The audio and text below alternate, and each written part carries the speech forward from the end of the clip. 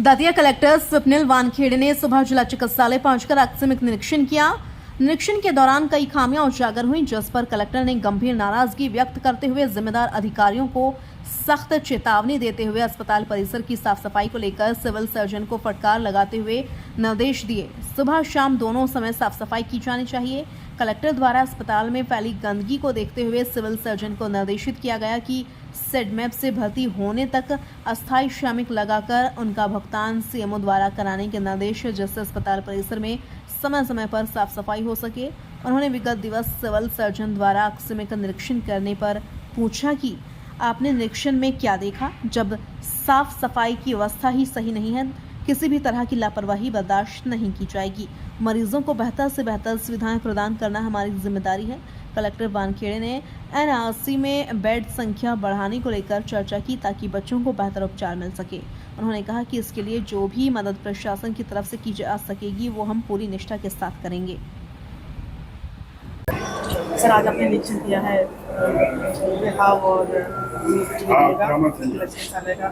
क्या आज निरीक्षण का औचित्य ये था कि जनरली हम निरीक्षण करते रहते हैं, कभी रात में, कभी दिन में, कभी ओपीडी के टाइम में, कभी जब बारिश हो रही तब। ये इसलिए है कि सुविधाएं निरंतर बढ़ती रहे और डीएच में आने का ये भी एक उद्देश्य है कि यहाँ जो मरीज आ रहे हैं उससे मुझे ये पता चल रहा है कि जिस एरिया से मरीज आ रहे हैं क्या उस एरिया के अस्पताल ठीक से चल रहे हैं या नहीं चल रहे हैं। जैसे यहाँ हमने देखा डिलीवरी में इंदरगढ़ के मरीज डिलीवरी के लिए काफ़ी आ रहे हैं, तो इंदरगढ़ बीएमओ से बात की गई कि आप रेफ़र तब करिए जब रेफ़र की ज़रूरत है, अन्यथा डिलीवरी वही होनी चाहिए क्योंकि सुविधाएं वही है।